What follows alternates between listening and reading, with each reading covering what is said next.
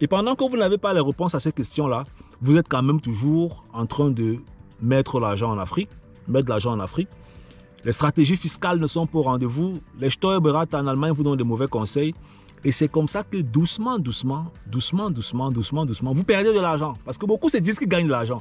Mais si je te fais une étude financière sur du moyen long terme, tu vas te rendre compte que tu es en train de perdre au moins 150 200 000 euros. Mais parce que pour toi, tu es scotché sur les investissements en Afrique, tu trouves qu'avoir acheté un terrain en Afrique, c'est avoir beaucoup fait. Finalement, tu te dis, ce que je fais en Afrique, c'est beaucoup.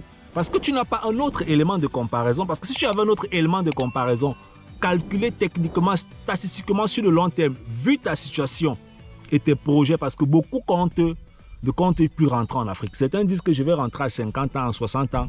Entre-temps, tu as peut-être 27 ans, tu as 30 ans, tu as 32 ans. Donc ça veut dire que tu es encore en Allemagne pour 30 ans.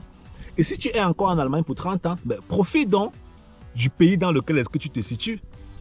Si tu es en Allemagne pour 30 ans, est-ce que tu achètes une voiture en Allemagne, tu envoies la voiture en Afrique, c'est là-bas que ça roule et ça te déplace ici en Allemagne? Non. Quand tu achètes une voiture en Allemagne, tu roules avec en Allemagne et ça te déplace en Allemagne. C'est la même chose que vous faites avec les investissements.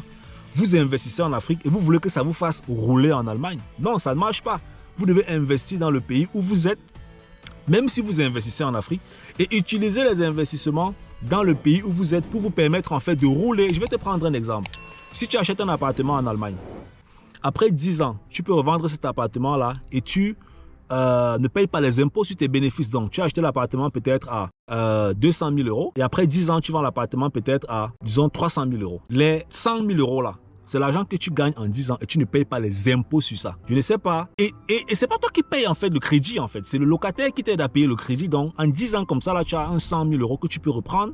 Tu remets dans d'autres investissements qui vont te faire gagner peut-être 500 000 euros, 1 million d'euros. Parce qu'avec 100 000 euros, tu peux investir 1 million d'euros dans l'immobilier et ça se répète. Donc, ça veut dire que le cycle d'enrichissement d'un Africain en Allemagne est techniquement plus rapide et plus magnétique. Parce que je parle de la magnitude. La magnitude, en fait, c'est le volume que ça occupe, tu vois un peu. Et c'est plus rapide. Donc, concentrez-vous aussi en Allemagne.